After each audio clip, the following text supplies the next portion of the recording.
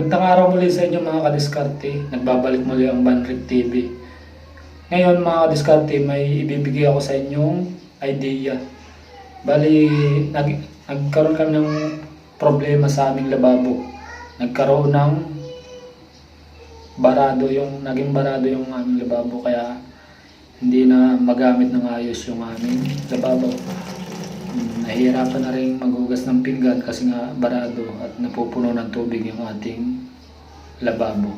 Kaya ito mga kadiskarte, bibigyan ko kayo ng tips o idea para kung sakaling ma-experience nyo o ma-encounter nyo yung ganitong problema, alam nyo na yung inyong gagawin. Ito mga kadiskarte, papakita nyo ko na yung aking ginawa doon sa aming lababo na nagbara. Umpisa na natin mga kadiskarte. Tara, let's! Yun, ito mga kadiskarte, yung P-trap ng aming lababo. Yan. Bali, dos na PVC yan mga kadiskarte. Yan.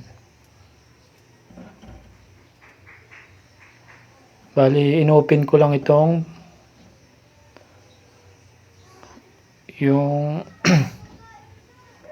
dun sa ating P-trap. I-open lang natin yung nut na pinakantakip ng ating P-trap. Yan.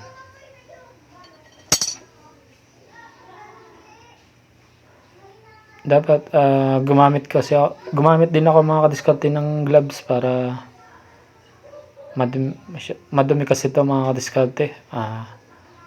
Para hindi mapunta sa ating kamay yung ating mga bakterya dito sa ating P-trap. Yan. Para hindi na natin maihawa kung saan. So yun, natanggalan natin mga kadiskarte yung takip ng P-trap. Yan. Kahit binuksan na natin o inopen na natin yung takip, yun, ng ating P-trap, barado pa rin mga kadiskarte. Pare sari-sari yung kuwan, may mga kanin, may mga mantika mga kadiskarte na tumigas. Yan.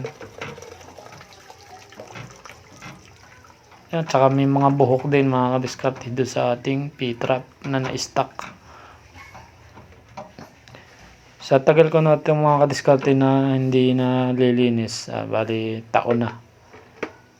Siguro nung pinaltan to ay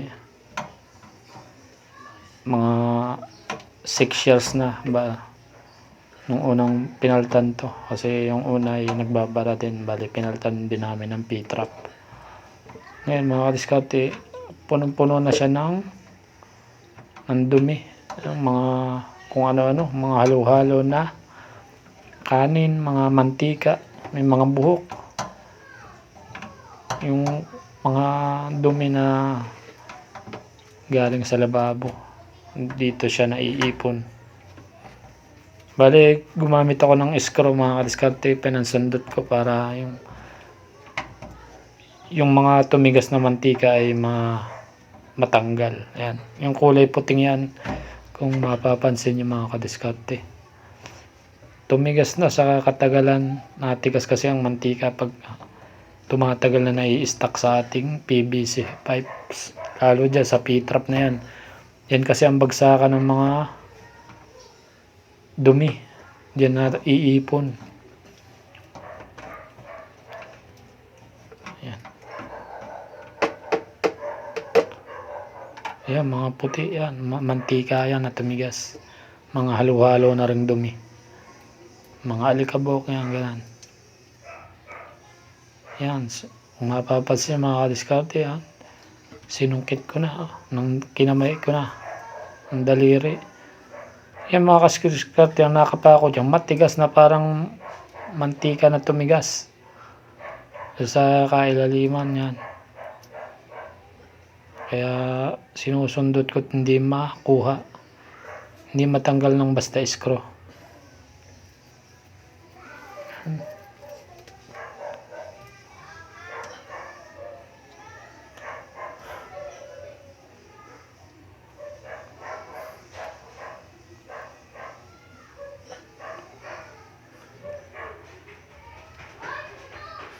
Yan may mga buhok.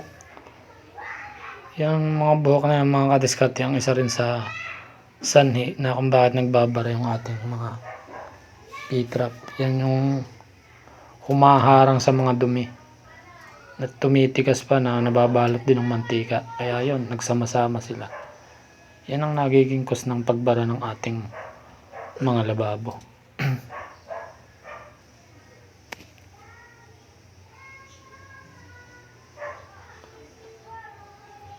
Yan mga kadiskarte, ganyan karami yung nakuha natin na dumi dun sa ating P-trap. Ayan. Kaya pala nagbabara. Yan yung ilalim ng ating P-trap. Yan din ang isa din sa mga purpose ng P-trap mga kadiskarte. Para hindi sumingaw yung amoy dun sa ating lababo, yung mabahong amoy. At ang purpose din yan, dyan na i-stack yung mga dumi. At pwede din natin dyan tanggalin yung mga nagbara. So yun mga kadiskarte, bali napalitan ko na ito ng Teflon yung ating nilagay natin sa thread. Yung Teflon para mag-seal dun sa ating P-trap. Para hindi siya mag-leak. Yan.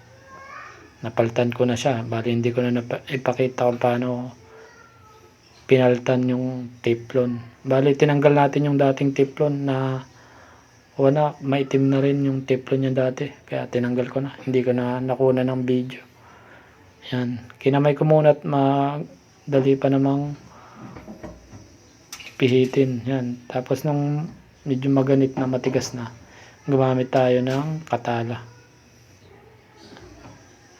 para mahigpitan natin ng ayos at hindi na siya mag-leak. So mga kadiskarte, isa lang to sa basic na pwede natin gawin, yung pinakang madali natin gawin. Marami pa din mga solusyon mga kadiskarte na pwede natin gawin. Meron din silang nilalagay na yung parang chemical para doon sa matanggal yung bara doon sa ating lababo.